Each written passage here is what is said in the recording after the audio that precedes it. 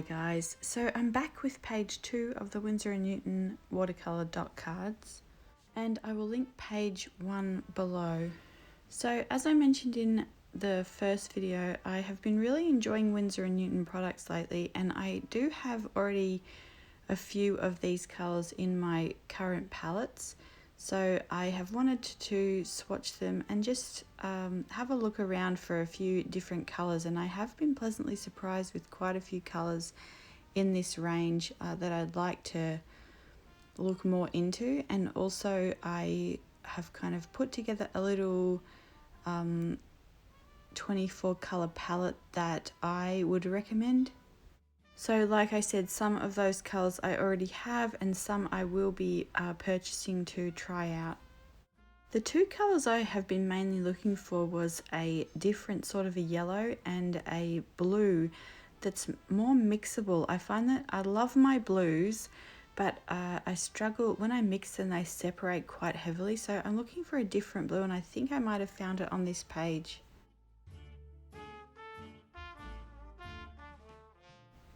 So you can see that I don't have a huge amount to say about this top row, and what I'm going to do is put the quick video on just of swatching all these colours. So I'm doing the same way as I did in the first video, where I'm starting, so you can see they're like those three are very similar. They might have slightly different properties that might be more useful to you in some way. For example, one might be more light fast or more opaque, you know, or more transparent, depending on what you're looking for.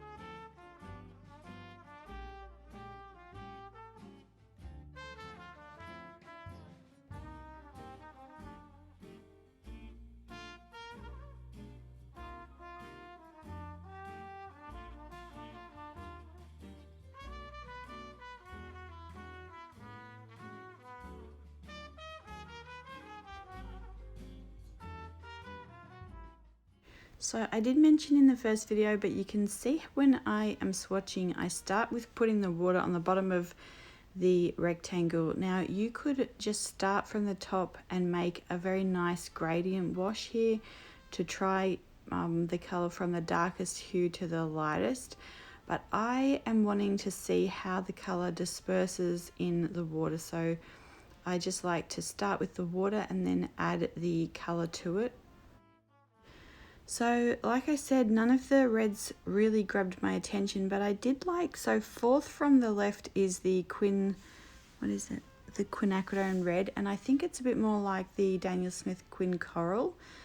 So that's quite a nice one. And then the one that I'm swatching now and the two before it, they're all fairly similar. I do quite like them all. So the one I'm doing now is Permanent Carmine. The one before that was Alizarin Crimson, and then was Permanent Alizarin Crimson. So I quite like the three of those, and I'm kind of interested to look into those a little bit more. The one that I'm doing now is Permanent Rose, and this is a really beautiful rendition of this colour.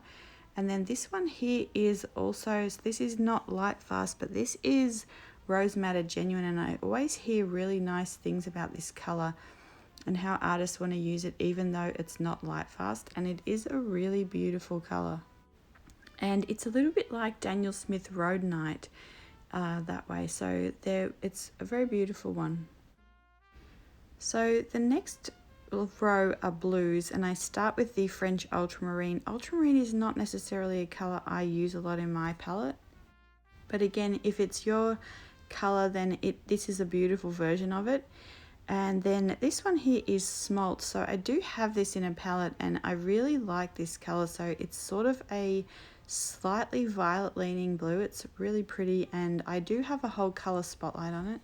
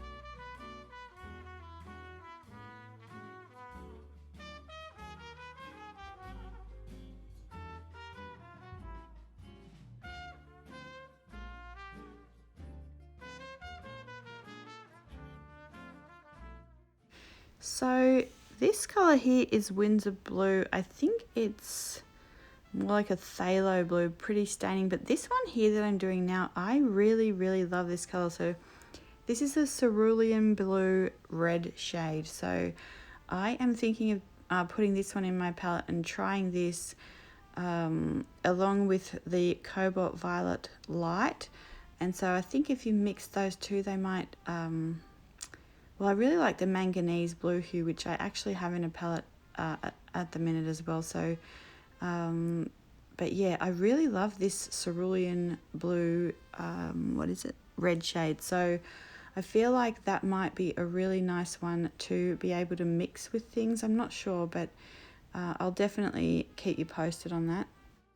And now the next one that I just did was the Terravert. It's the, yeah, just the Terravert. So I have the Daniel Smith version. I really like it, but I also like this, the Perylene Green that I just did as well, but not a huge fan of the chromium oxide, just as a color in general. But if you look at so there'll be two Terraverts on this row, and the first one was the left one, and then one will come up in a couple of swatches, and they're very, very hard to re-wet, but they're very permanent in light fastness. So again, if you use those straight out of the tube, they might be really good if that's something you're looking for.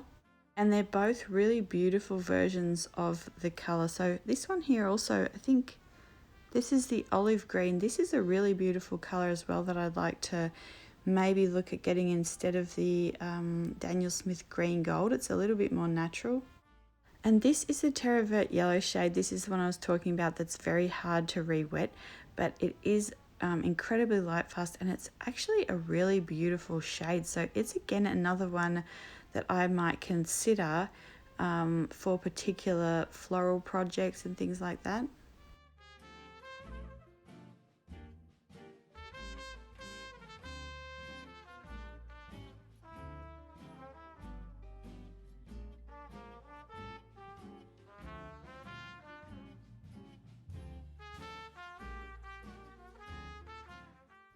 So a lot of this line I really love. The first one here, the Indian red, I really love. The brown matter I'm not as fussed about. The Potter's Pink is the next one, and I do have that already in my palette.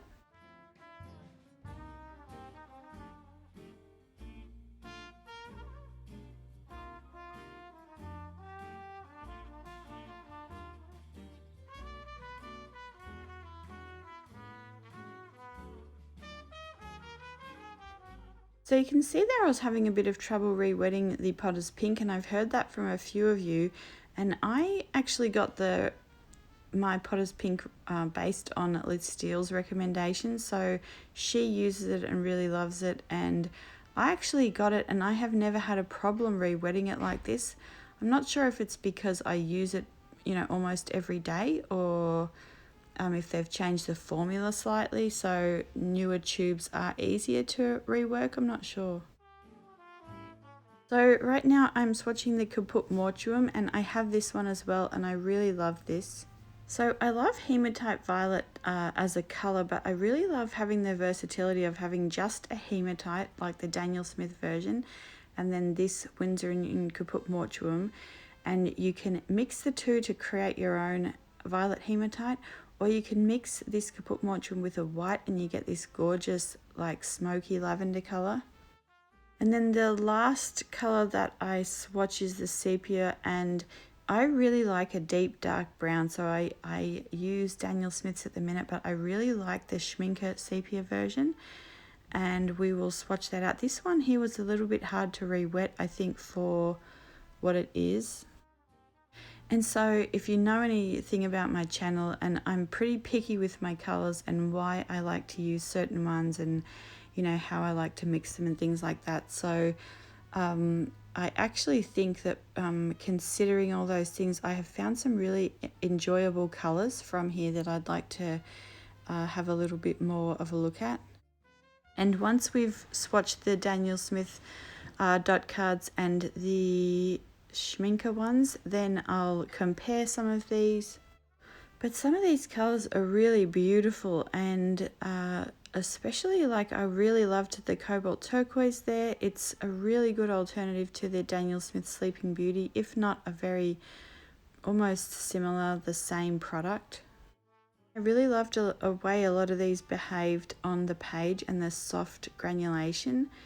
And so I'm just going to show you kind of my process here of when I